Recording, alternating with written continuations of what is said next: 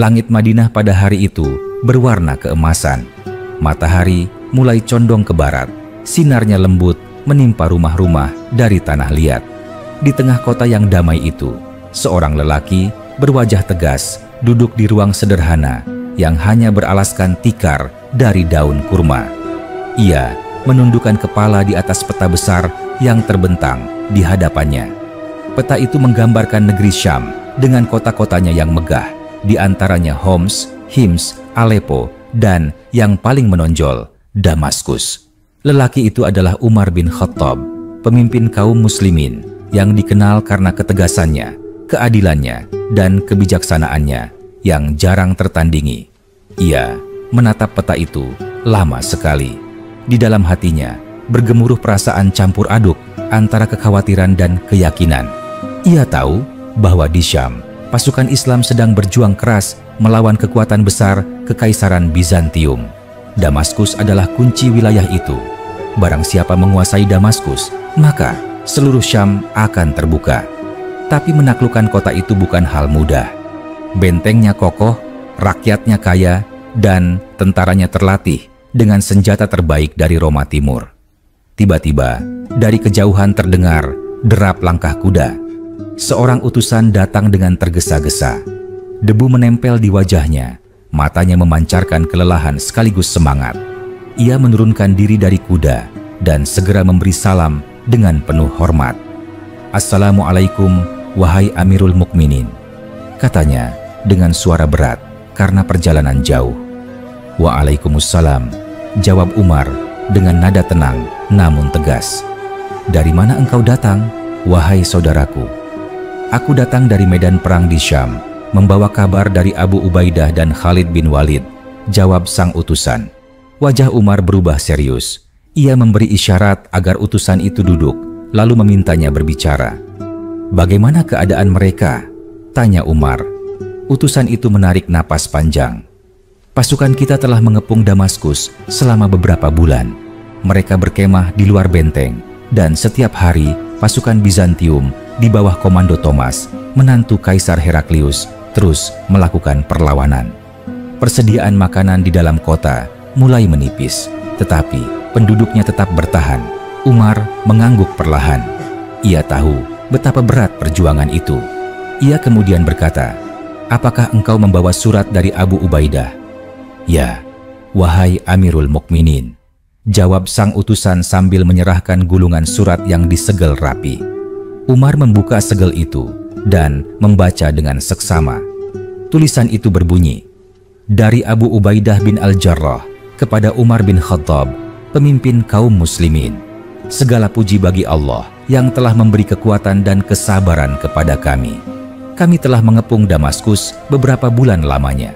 Penduduknya masih bertahan dan Thomas terus berusaha melawan dengan pasukan dan persenjataan yang kuat. Kami menantikan petunjuk dan keputusan darimu. Apakah kami terus mengepung hingga mereka menyerah, atau kami membuka perundingan dengan mereka?" Umar meletakkan surat itu perlahan. Ia menatap para sahabat yang duduk di sekitarnya, lalu berkata, "Panggil Ali bin Abi Thalib, Utsman bin Affan, Abdurrahman bin Auf, dan beberapa sahabat lainnya. Kita akan bermusyawarah." Beberapa saat kemudian, para sahabat telah berkumpul. Umar memaparkan isi surat tersebut. Mereka mendengarkan dengan penuh perhatian. Setelah itu, Umar berkata, "Apa pendapat kalian? Apakah kita biarkan pasukan di Syam terus mengepung Damaskus, atau kita kirim perintah untuk berunding?"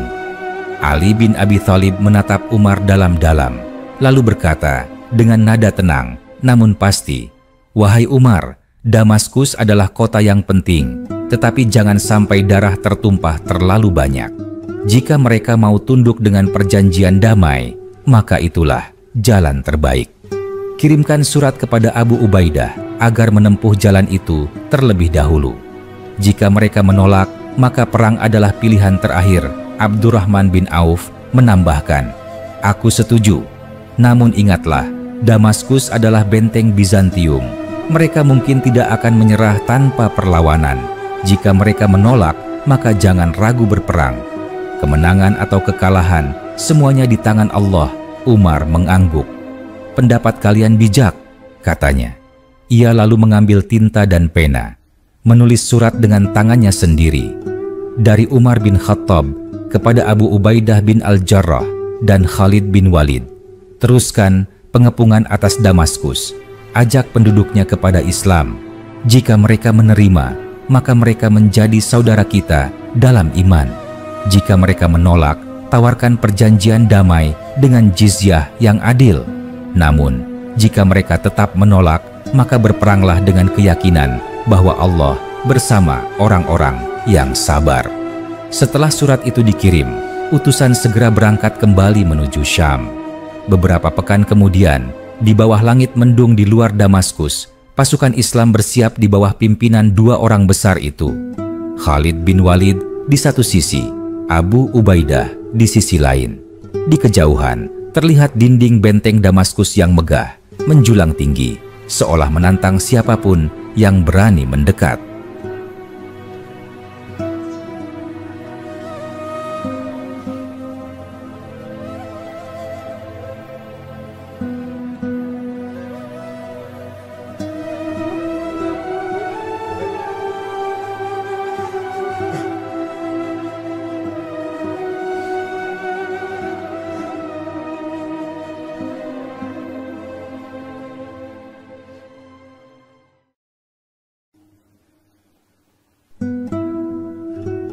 Khalid bin Walid berdiri di atas kuda perangnya.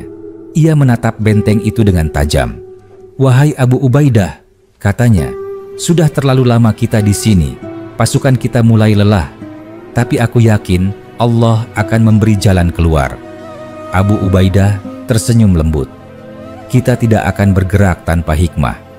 Kita tidak mencari kemenangan untuk diri kita, tetapi untuk menegakkan kebenaran. Jika penduduk Damaskus masih menolak, maka kita bersabar sedikit lagi." Khalid menatap ke arah barat, di mana matahari mulai tenggelam. Ia berkata, "Malam ini aku akan mencoba sesuatu. Aku ingin mengirim pasukan kecil untuk menyusup." Kita tidak bisa terus menunggu. Abu Ubaidah mengangguk. "Lakukanlah, tetapi berhati-hatilah. Jangan sampai pasukan kita binasa karena tergesa." Malam itu, di bawah cahaya bulan, Khalid memanggil seorang prajurit tangguh bernama Dirar bin Al-Azwar. Tubuhnya berbalut baju besi, wajahnya keras, dan matanya berkilat seperti bara. "Dirar," kata Khalid, "engkau terkenal dengan keberanianmu. Aku ingin engkau memimpin 20 orang untuk menyusup mendekati benteng. Carilah titik lemah di dindingnya. Jika ada jalan masuk, beri tanda." Dirar mengangguk tanpa ragu. "Demi Allah, aku tidak akan kembali sebelum menemukan celah." Pasukan kecil itu pun bergerak dalam diam. Mereka merayap di antara bayangan, mendekati bagian utara benteng. Dari jauh, mereka bisa melihat api unggun para penjaga Bizantium di atas menara. Mereka bergerak perlahan, nyaris tanpa suara. Setelah beberapa jam menyusuri dinding, Dirar menemukan sebuah parit yang tidak terlalu dalam dan dinding yang sedikit retak.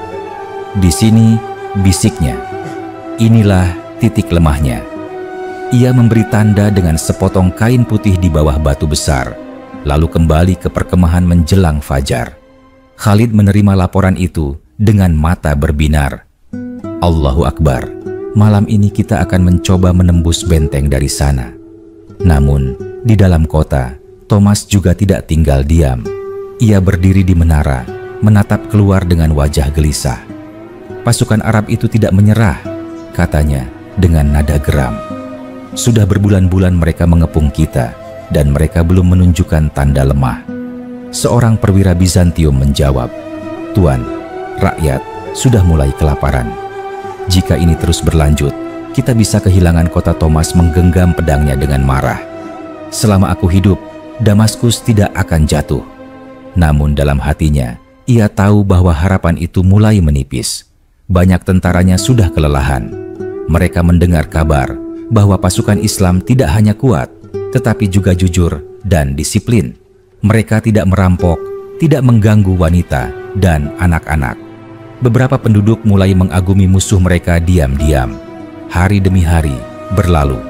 pasukan Islam terus menekan. Hingga suatu malam, Khalid memerintahkan serangan besar-besaran dari 4 arah sekaligus. Trompet perang dibunyikan, gemuruh takbir mengguncang udara.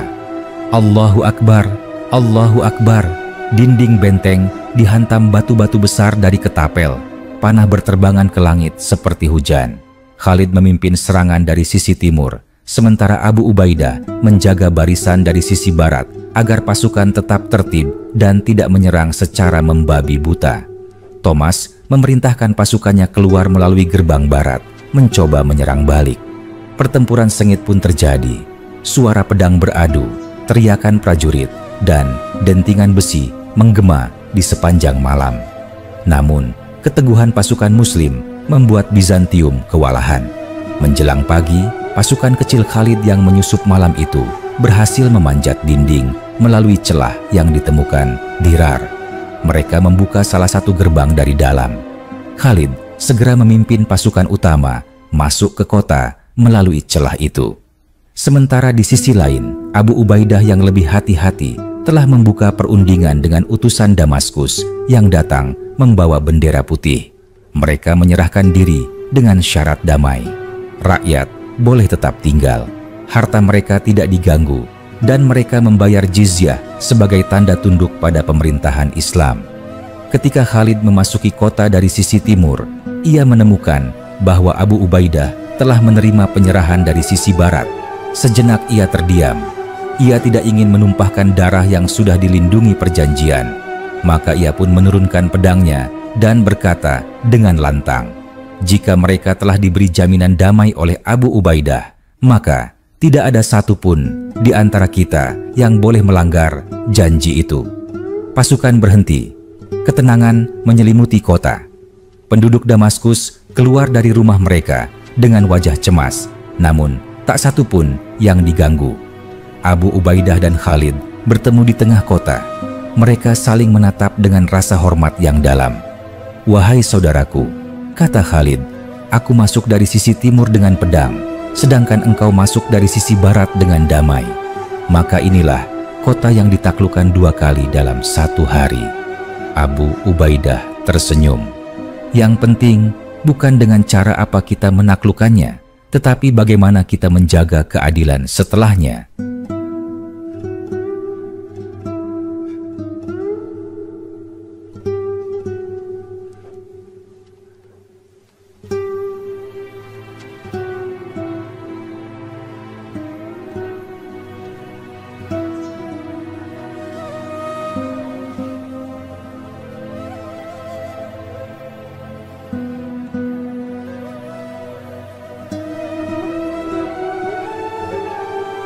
Beberapa hari kemudian, kabar penaklukan Damaskus sampai ke Madinah. Umar mendengarnya dengan air mata di matanya. Ia tidak menangis karena kegembiraan duniawi, melainkan karena bersyukur melihat bagaimana Allah menolong hamba-hambanya tanpa melupakan keadilan dan kasih sayang terhadap mereka yang kalah. Ia berkata kepada para sahabatnya, "Segala puji bagi Allah. Aku bersyukur bukan karena Damaskus menjadi milik kita, tetapi karena para prajurit kita tetap memegang amanah dan tidak melanggar janji. Damaskus pun menjadi kota Islam yang makmur. Penduduknya hidup berdampingan dalam damai di bawah pemerintahan yang adil. Rumah ibadah mereka tetap berdiri, perdagangan tumbuh, dan Syam menjadi pusat ilmu pengetahuan serta kebudayaan Islam pada masa berikutnya."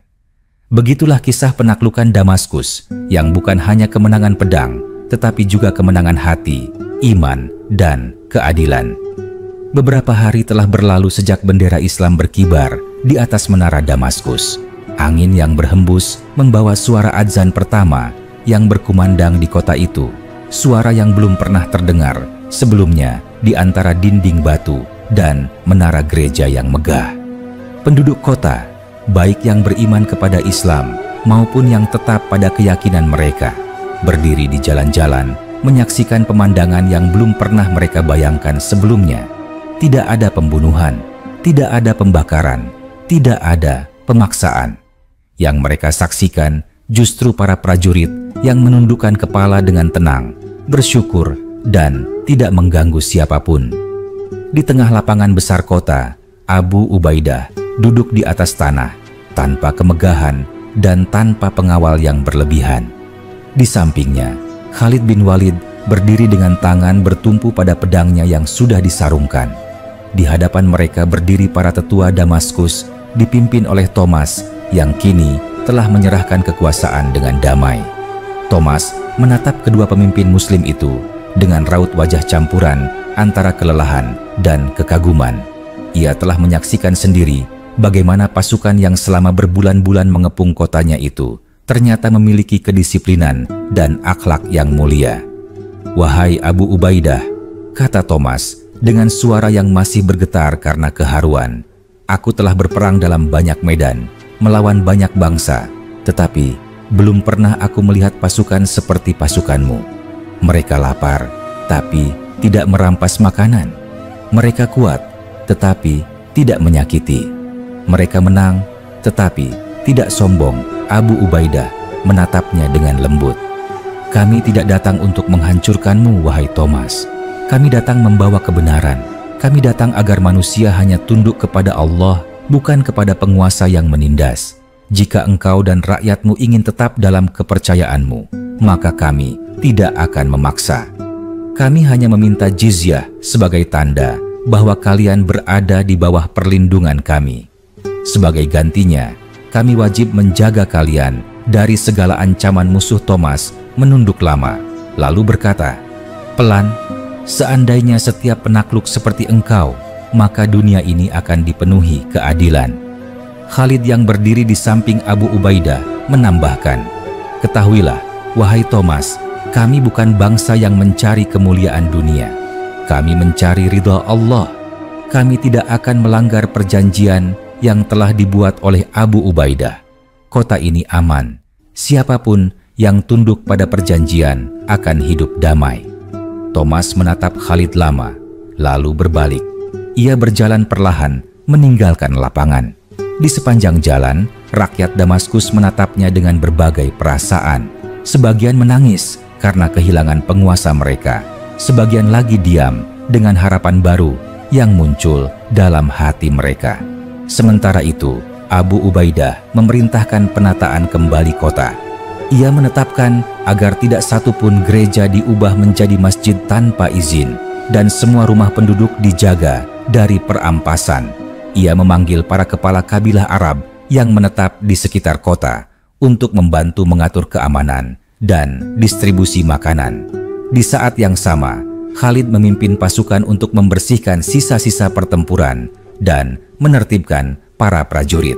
Ia berjalan di antara barisan mereka sambil berkata dengan suara lantang, "Ingatlah, wahai pasukan Islam, kita telah menang, tetapi kemenangan sejati bukanlah ketika kita menaklukkan kota, melainkan ketika kita menaklukkan hawa nafsu kita sendiri. Jangan ada yang mengambil harta tanpa izin. Jangan ganggu wanita, anak-anak, atau orang tua. Mereka sekarang berada di bawah perlindungan Allah." Pasukan itu menjawab serempak, "Kami mendengar dan kami taat." Malam itu, Abu Ubaidah dan Khalid duduk bersama di halaman masjid yang baru didirikan. Mereka menatap ke arah langit Damaskus yang penuh bintang. Angin malam membawa kesejukan, seolah seluruh alam menyambut lahirnya era baru di kota itu. "Wahai Abu Ubaidah," kata Khalid, "aku tidak tahu mengapa hatiku merasa tenang sekali di kota ini. Mungkin karena Damaskus telah menyerah tanpa banyak darah tertumpah."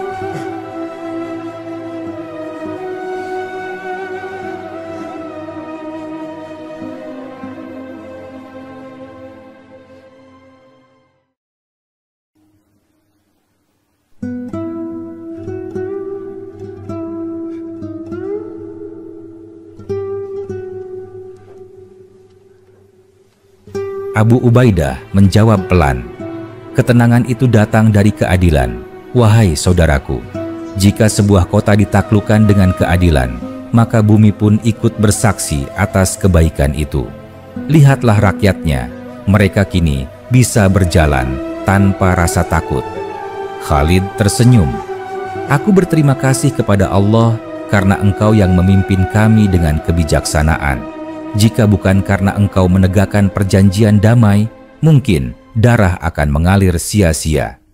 Abu Ubaidah menatap sahabatnya itu. "Dan aku berterima kasih kepada Allah karena Engkau memimpin pasukan dengan keberanian dan ketegasan. Kemenangan kita adalah gabungan antara pedangmu dan kesabaran kita semua." Beberapa minggu kemudian, berita kemenangan itu sampai ke Madinah. Seorang utusan datang dengan menempuh perjalanan panjang, membawa surat dari Abu Ubaidah kepada Umar. Saat utusan itu tiba di Madinah, Umar sedang berjalan di pasar. Ia mengenakan pakaian biasa, tanpa tanda-tanda kebesaran, hanya sehelai jubah yang penuh tambalan.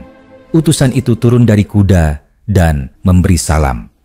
"Wahai Amirul Mukminin, aku datang membawa kabar gembira. Damaskus telah tunduk di bawah pemerintahan Islam Umar, berhenti berjalan."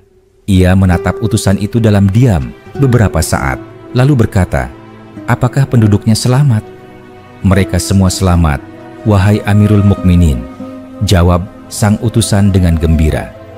"Tidak ada yang dibunuh, tidak ada yang dirampas. Mereka semua hidup dalam perjanjian damai di bawah pimpinan Abu Ubaidah." Mendengar itu, Umar menundukkan kepala dan air matanya jatuh ke tanah. "Segala puji bagi Allah," katanya pelan.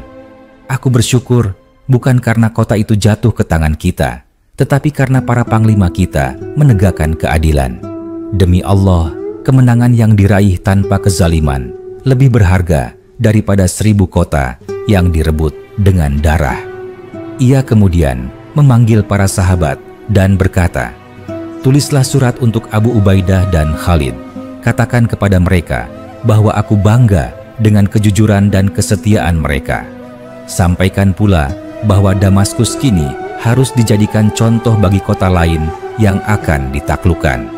Jangan ada paksaan dalam agama, dan jangan ada yang dirugikan dalam perjanjian."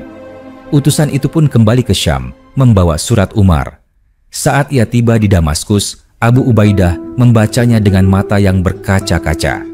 Ia berkata, "Inilah pemimpin sejati." Ia menangis bukan karena kekuasaan, tetapi karena kasih sayangnya terhadap manusia. Seiring berjalannya waktu, Damaskus berkembang menjadi kota yang makmur. Pasar-pasarnya dipenuhi pedagang dari Persia, Mesir, dan Jazirah Arab. Masjid dan gereja berdiri berdampingan. Para ulama mulai datang dari berbagai wilayah, mengajarkan ilmu agama, hukum, dan sains. Khalid sering terlihat berjalan di antara rakyat tanpa pengawal, menanyakan keadaan mereka. Abu Ubaidah tetap hidup sederhana, menolak rumah besar, dan memilih tinggal di gubuk kecil di pinggir kota. Suatu hari, seorang pemuda penduduk Damaskus datang kepada Abu Ubaidah. Wajahnya muda dan penuh rasa ingin tahu. Ia berkata, "Wahai pemimpin, aku ingin bertanya, mengapa kalian, bangsa dari gurun pasir, bisa menaklukkan kekaisaran sebesar Bizantium tanpa memiliki kekuatan sebesar mereka?" Abu Ubaidah tersenyum. "Karena kami tidak berperang untuk kekuasaan. Kami berperang untuk menegakkan keadilan. Kami tidak memerangi manusia, tetapi kezaliman yang menindas mereka. Selama kami jujur kepada Allah, maka Allah akan memberi kemenangan, bahkan jika kami hanya memiliki sedikit senjata." Pemuda itu menunduk hormat. Ia lalu berkata, "Jika demikian, maka tidak mengherankan bila hati rakyat Damaskus perlahan mencintai pemerintahan kalian." Tahun-tahun berikutnya, Damaskus menjadi pusat pemerintahan Islam di Syam. Dari kota itu, para pemimpin Muslim mengatur wilayah hingga ke Palestina dan Mesir. Jalan-jalan diperbaiki, sumur digali, pasar diatur dengan aturan yang adil. Tidak ada perbedaan perlakuan antara Muslim dan non-Muslim dalam urusan hukum dan perdagangan. Rakyat hidup dengan damai. Namun, Abu Ubaidah tidak pernah merasa dirinya besar. Ia sering berkata kepada para panglima, "Jangan pernah bangga karena engkau menguasai negeri. Banggalah jika engkau bisa berlaku adil terhadap rakyatmu. Karena pada hari nanti, Allah tidak akan menanyakan seberapa luas wilayahmu, tetapi seberapa besar keadilanmu. Pada suatu hari, Khalid datang menemui Abu Ubaidah. "Wahai saudaraku," katanya, "aku merindukan tanah Madinah. Aku ingin kembali menghadap Umar dan menyampaikan keadaan di sini." Abu Ubaidah mengangguk. "Pergilah, katakan kepadanya bahwa Damaskus telah menjadi kota yang damai. Katakan pula bahwa rakyatnya kini hidup dalam ketenangan di bawah naungan Islam." Ketika Khalid tiba di Madinah, Umar menyambutnya dengan hangat. Mereka berpelukan lama. Umar berkata, "Aku mendengar engkau menjaga perjanjian di Damaskus dengan sepenuh hati. Semoga Allah memberkahimu, wahai Khalid."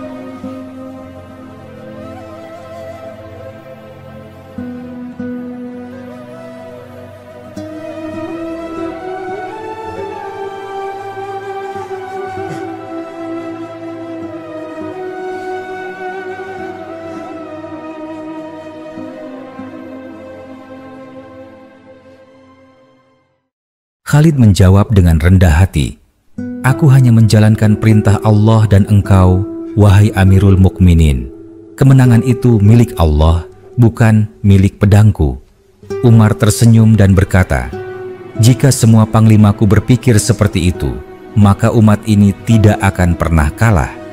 Setelah itu, Damaskus menjadi lambang kemenangan Islam yang penuh kemuliaan.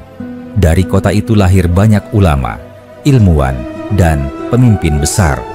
Rakyatnya hidup berdampingan dengan damai selama bertahun-tahun, dan kisah penaklukan Damaskus tetap dikenang bukan karena besarnya peperangan, tetapi karena besarnya keadilan yang ditegakkan setelahnya. Begitulah kisah agung penaklukan Damaskus di masa Umar bin Khattab, ketika pedang tidak lebih tajam dari keadilan dan kekuasaan tidak lebih tinggi dari kasih sayang. Waktu berjalan, musim berganti, dan Damaskus berubah dari kota pengepungan menjadi kota ilmu dan ketenangan. Jalan-jalan yang dulu penuh debu perang kini dilalui oleh para pedagang, anak-anak kecil, dan para penuntut ilmu. Di antara menara gereja dan masjid terdengar suara kehidupan baru yang damai. Tidak ada lagi ketakutan, hanya kesibukan manusia yang bekerja, berdagang, dan beribadah. Abu Ubaidah duduk di bawah pohon kurma di dekat masjid utama Damaskus. Ia ditemani oleh beberapa panglima dan ulama yang baru datang dari Madinah. Di antara mereka ada Mu'adz bin Jabal, seorang alim yang terkenal karena pengetahuannya yang mendalam.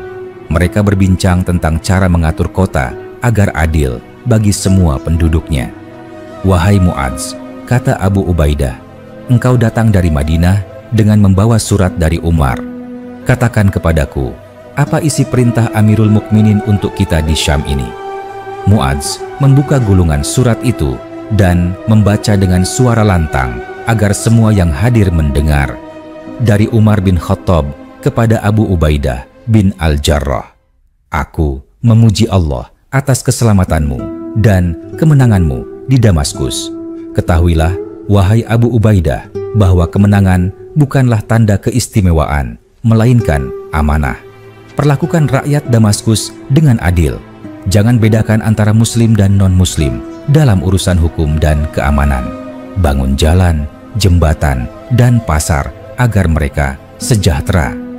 Ajarkan kepada mereka bahwa Islam datang bukan untuk menghancurkan, tetapi untuk memperbaiki. Dan ingatlah selalu bahwa setiap tangisan rakyat yang tertindas akan sampai kepada Allah sebelum sampai kepadamu." Air mata menetes di pipi Abu Ubaidah ketika mendengarnya. Ia menunduk lama, lalu berkata, "Demi Allah, inilah pemimpin yang hatinya dipenuhi cahaya keadilan."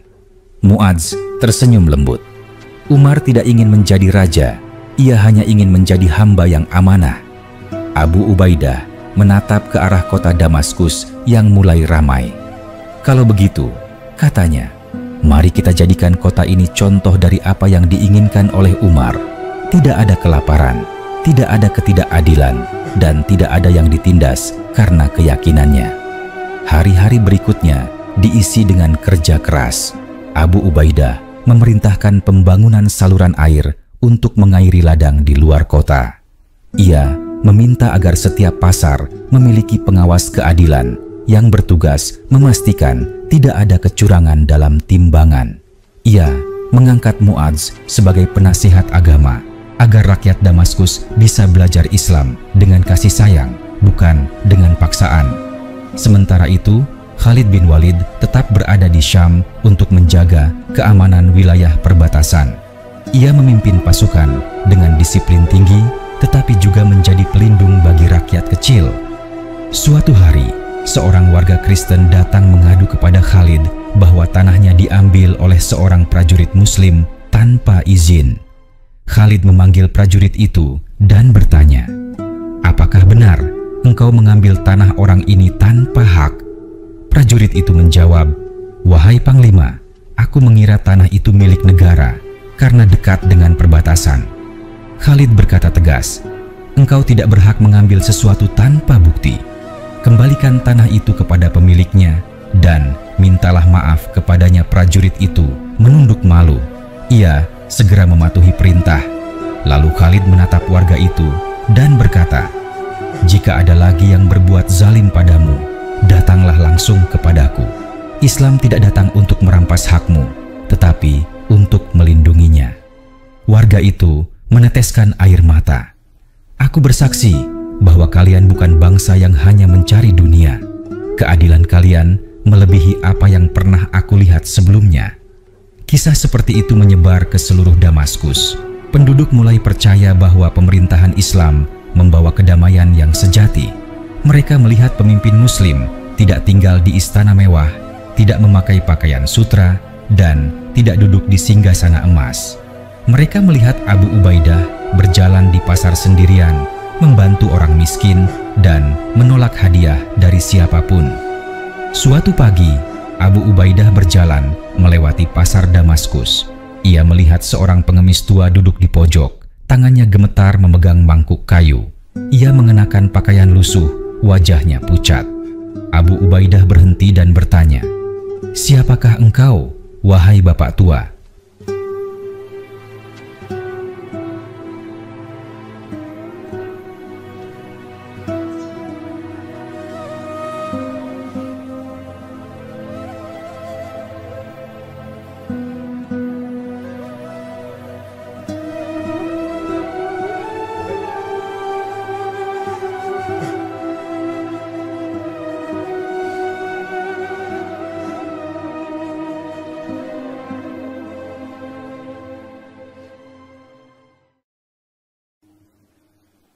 Orang tua itu menjawab dengan suara lemah, "Aku seorang dari rakyat Damaskus. Aku sudah tua, tidak mampu lagi bekerja, dan aku hidup dari sedekah orang-orang." Abu Ubaidah menatapnya dengan iba. "Apakah engkau seorang Muslim?" Orang itu menggeleng.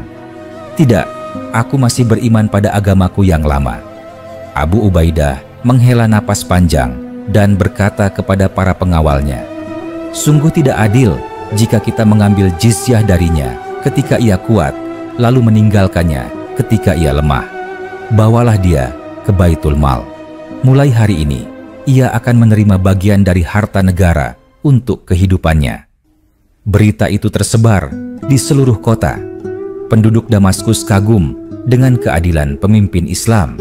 Mereka mulai melihat Islam bukan hanya sebagai kekuatan perang, tetapi sebagai rahmat bagi semua manusia. Beberapa tahun berlalu, Syam menjadi salah satu wilayah paling makmur di bawah pemerintahan Islam. Damaskus menjadi pusat ilmu, perdagangan, dan kebudayaan. Dari kota itu, para ulama menulis kitab, para ilmuwan meneliti bintang, dan para pedagang membawa barang dari India hingga Andalusia. Namun, di tengah kemakmuran itu, Abu Ubaidah tetap hidup dalam kesederhanaan. Ia menolak tinggal di rumah besar, memilih tinggal di rumah kecil yang atapnya dari pelepah kurma. Ia makan roti kering, minum air biasa, dan sering tidur di lantai. Para sahabatnya bertanya, "Mengapa engkau tidak menikmati kemuliaan setelah kemenangan ini?" Abu Ubaidah menjawab, "Aku tidak mencari kemuliaan di dunia ini. Aku ingin ketika aku menghadap Tuhanku nanti, aku membawa hati yang bersih tanpa kesombongan kekuasaan. Sementara itu, di Madinah, Umar tidak pernah berhenti memantau keadaan Syam. Ia sering memanggil utusan untuk melaporkan keadaan rakyat. Suatu hari, ia berkata kepada para sahabatnya, "Jika saja tidak ada urusan umat di sini, aku ingin pergi ke Syam dan melihat sendiri bagaimana Abu Ubaidah menegakkan keadilan." Beberapa tahun kemudian, wabah besar melanda Syam. Wabah itu menyebar dari wilayah Amwas hingga mendekati Damaskus. Banyak orang yang jatuh sakit, termasuk prajurit dan penduduk kota. Abu Ubaidah memimpin sendiri upaya untuk menenangkan rakyat. Ia tidak meninggalkan mereka. Ia berjalan dari rumah ke rumah, menanyakan keadaan orang yang sakit, membawa makanan untuk anak-anak, dan menenangkan hati mereka dengan ayat-ayat Al-Quran. Ketika berita itu sampai ke Madinah, Umar menjadi sangat khawatir. Ia menulis surat kepada Abu Ubaidah, "Aku membutuhkanmu di Madinah. Datanglah kepadaku segera. Aku khawatir kehilanganmu karena wabah yang sedang melanda." Namun Abu Ubaidah membaca surat itu dan meneteskan air mata. Ia menulis balasan, "Wahai Umar, aku tahu engkau mencintaiku sebagaimana aku mencintaimu, tetapi aku tidak bisa meninggalkan pasukanku dan rakyatku di sini. Aku tidak ingin keselamatanku berarti penderitaan bagi mereka. Jika ini adalah ketentuan Allah, maka aku menerimanya dengan ridho." Beberapa minggu kemudian, wabah itu semakin parah. Abu Ubaidah jatuh sakit. Dalam keadaan lemah, ia masih berusaha bangkit untuk salat berjamaah dan memberi nasihat kepada rakyatnya. Di hadapan orang-orang yang berkumpul di sekitarnya, ia berkata dengan suara lirih, "Wahai saudaraku, ketahuilah bahwa hidup ini hanyalah perjalanan singkat. Jangan bersedih karena kematian. Jadikanlah setiap musibah sebagai penghapus dosa. Jika aku pergi, maka pilihlah pemimpin yang adil, jujur, dan amanah." Tak lama setelah itu, Abu Ubaidah wafat dengan tenang. Seluruh Damaskus berduka. Orang-orang menangis bukan karena kehilangan panglima, tetapi karena kehilangan seorang ayah bagi seluruh rakyatnya. Berita kematiannya sampai ke Madinah. Umar menunduk lama, lalu berkata, "Seandainya aku bisa menukar hidupku dengan hidupnya, niscaya aku akan melakukannya. Dunia ini tidak akan lagi melihat manusia seperti Abu Ubaidah." Namun, Damaskus tetap hidup. Nilai-nilai yang ditanam oleh Umar, Abu Ubaidah, dan para sahabat lainnya tumbuh menjadi akar yang kuat di hati rakyat.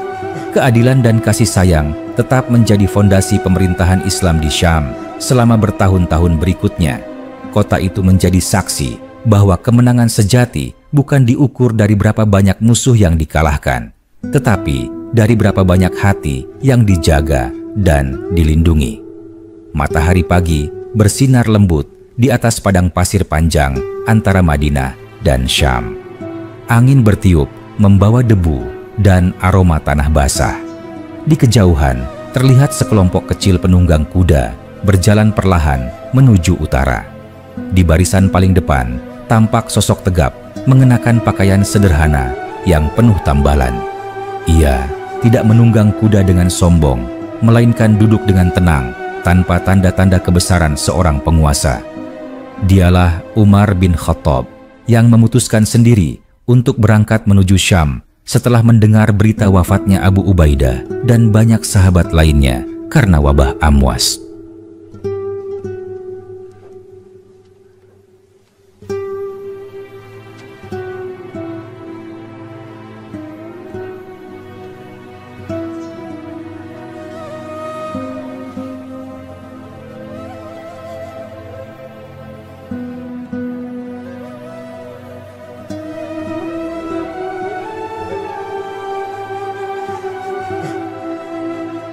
Umar berangkat dengan rombongan kecil tanpa pasukan besar.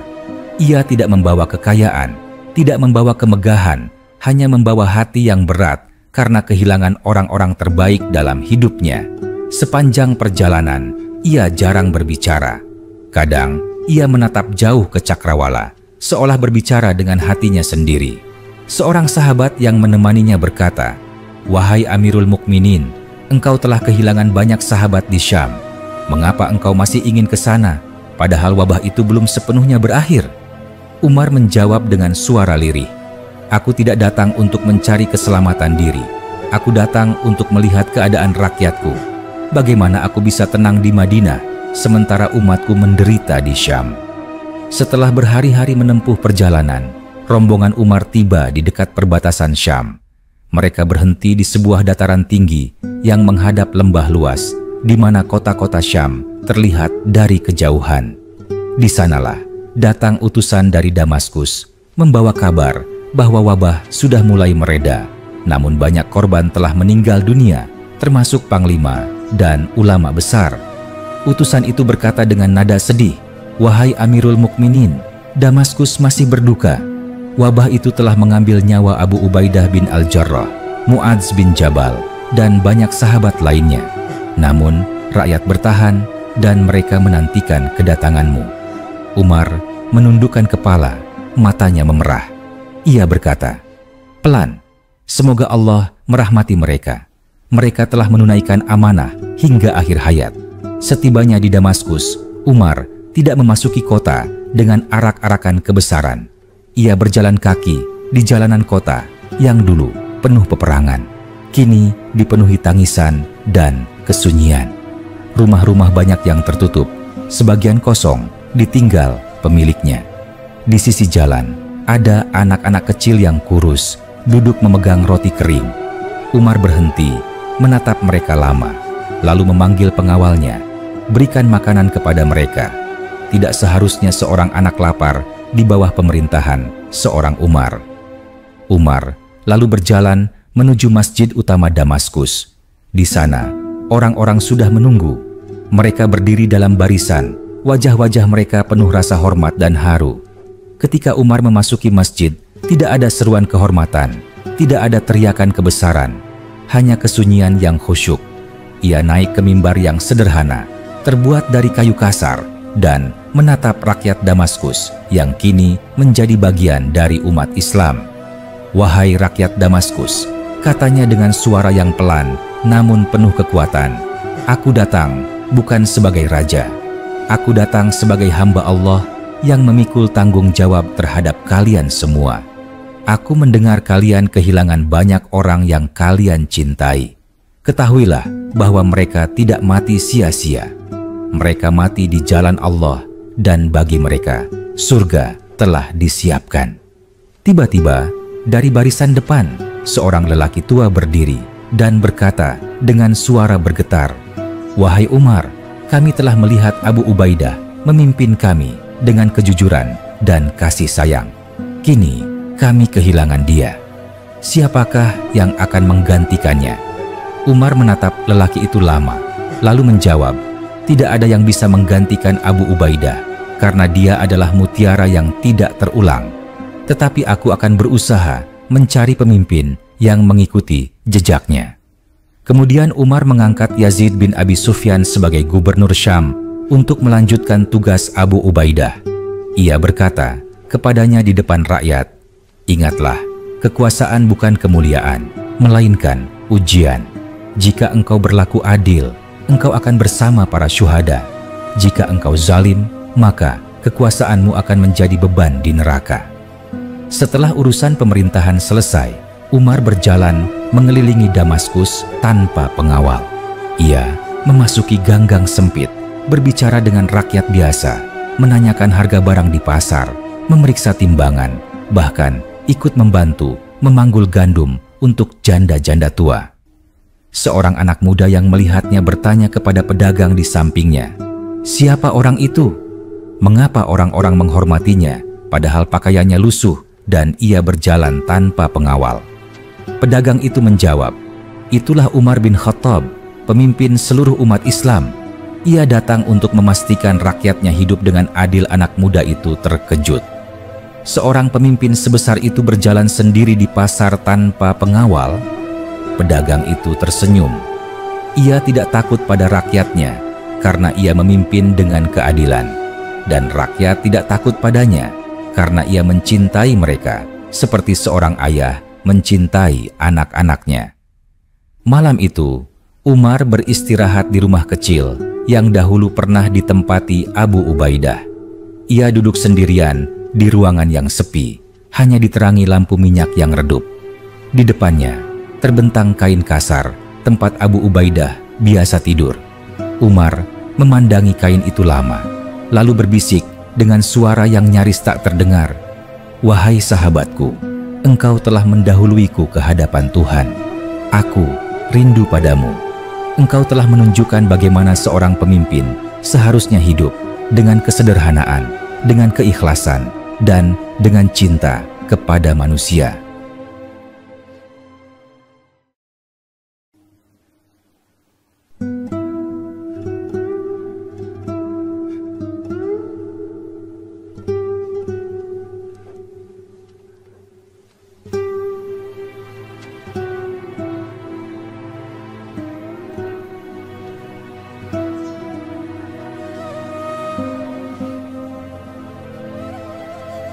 Air mata mengalir di wajah Umar.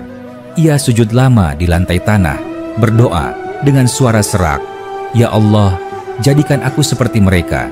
Jangan jadikan aku pemimpin yang melupakan rakyatnya." Keesokan harinya, Umar mengumpulkan seluruh rakyat Damaskus di lapangan besar. Ia berdiri di tengah mereka tanpa mimbar, tanpa singgasana. Ia memerintahkan agar setiap anak yatim yang kehilangan orang tua karena wabah diberikan nafkah dari Baitul Mal. Ia memerintahkan agar setiap tanah pertanian yang ditinggalkan oleh pemiliknya dijaga dan diolah oleh negara, lalu hasilnya dibagi rata kepada rakyat miskin. Ia berkata dengan suara lantang, "Tidak boleh ada seorang pun yang lapar di bawah langit Islam. Jika ada yang kelaparan sementara aku masih hidup, maka aku yang akan dimintai pertanggungjawaban di hadapan Allah." Suara rakyat menggema, "Semoga Allah memberkahi Umar." Umar menunduk lalu menjawab, "Jangan doakan aku dengan pujian. Doakan aku agar tetap amanah, karena aku takut tidak mampu memenuhi hak kalian." Beberapa hari kemudian, Umar memutuskan untuk berangkat kembali ke Madinah. Rakyat Damaskus mengantarnya hingga ke luar kota. Di antara mereka ada para ulama, pedagang, dan bahkan para pemuka agama non-muslim. Seorang pendeta tua menghampiri Umar dan berkata, "Aku bukan pengikut agamamu, tetapi aku bersaksi bahwa engkau adalah pemimpin yang adil. Damaskus belum pernah diperintah oleh seseorang yang berhati seperti engkau." Umar tersenyum dan berkata, "Aku tidak ingin disebut adil, karena keadilan hanya milik Allah. Aku hanya berusaha menjalankan amanahnya dengan sebaik-baiknya." Ia kemudian menaiki untanya dan perlahan meninggalkan Damaskus. Rakyat berdiri di tepi jalan, melambaikan tangan, menangis, dan berdoa. Di antara mereka terdengar bisikan, "Inilah pemimpin yang memerintah dengan hati, bukan dengan pedang." Sepeninggal Umar, Damaskus terus tumbuh menjadi pusat peradaban Islam. Masjid-masjid dibangun, madrasah berdiri, dan ilmu berkembang. Para penulis dan cendekiawan datang dari berbagai negeri. Kota itu menjadi pelita dunia timur, tempat bertemunya kebijaksanaan, keadilan, dan kedamaian yang diwariskan dari masa Umar dan para sahabatnya. Dan sejarah mencatat bahwa penaklukan Damaskus bukanlah kisah tentang perang dan darah, tetapi kisah tentang cinta, keadilan, dan kemanusiaan yang lahir dari iman yang tulus. Langit mulai memerah di barat ketika Umar meninggalkan Damaskus. Unta yang ia tunggangi berjalan perlahan, langkahnya mantap di jalan berbatu menuju arah selatan. Di belakangnya, debu beterbangan menyelimuti jalan panjang yang membawa kenangan. Damaskus kian jauh, tetapi dalam hatinya, Umar merasa seolah sebagian jiwanya tertinggal di kota itu, di antara makam Abu Ubaidah, Mu'adz, dan para sahabat yang telah mendahului. Ia berjalan bersama beberapa sahabat terdekat, di antaranya Abdullah bin Abbas, seorang pemuda yang cerdas dan setia. Mereka tidak berbicara lama di perjalanan itu, hanya sesekali berhenti untuk menunaikan sholat dan beristirahat di bawah pohon kurma atau di tepi sungai kecil. Pada suatu malam, setelah sholat Isya di bawah langit penuh bintang, Umar duduk sendirian memandang ke arah utara, ke arah Damaskus yang kini tertinggal jauh di belakang. Abdullah bin Abbas mendekat dan duduk di sampingnya. "Wahai Amirul Mukminin," katanya pelan, "aku melihat wajahmu muram sejak kita meninggalkan Damaskus. Apakah engkau masih bersedih karena kehilangan para sahabat?" Umar menghela napas panjang. "Wahai Ibnu Abbas, bagaimana aku tidak bersedih? Mereka adalah bagian dari hidupku. Bersama mereka, aku berjalan di jalan dakwah ini sejak hari pertama. Mereka berperang bukan untuk dunia, tapi untuk menegakkan kalimat Allah. Dan kini mereka telah pergi, sementara aku masih di sini memikul beban umat." Ibnu Abbas menunduk. "Engkau masih memiliki kami, wahai Amirul Mukminin. Umat masih memerlukanmu. Engkau telah menegakkan keadilan di Madinah, di Irak, di Mesir, dan kini di Syam. Bukankah itu bukti bahwa Allah masih memberi kesempatan bagimu untuk berbuat baik?" Umar menatap pemuda itu dengan lembut. "Aku takut, wahai Ibnu Abbas. Aku takut karena setiap langkah kekuasaan berarti satu pertanyaan tambahan di hari kiamat. Aku khawatir Allah akan bertanya kepadaku tentang setiap anak yatim yang kelaparan, tentang setiap janda yang menangis, tentang setiap rakyat yang tidak mendapatkan haknya. Jika mereka kelaparan sementara aku kenyang, maka aku telah berkhianat kepada amanahku." Ibnu Abbas meneteskan air mata mendengarnya. Ia tahu tidak ada pemimpin di dunia ini yang lebih takut kepada Allah daripada Umar. Beberapa hari kemudian, mereka tiba di sebuah oase kecil di tengah padang pasir. Umar turun dari untanya dan melihat sekelompok orang sedang mengambil air dari sumur. Di antara mereka ada seorang wanita tua yang tampak letih menimba air dengan tangan gemetar. Umar mendekatinya. "Wahai ibu," katanya lembut, "biarkan aku membantu."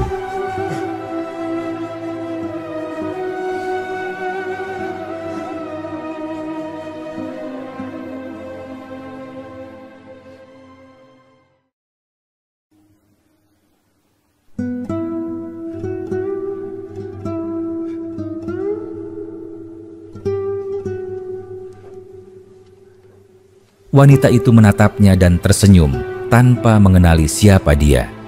"Anak muda, terima kasih. Aku sudah tua dan anak-anakku telah pergi ke negeri jauh.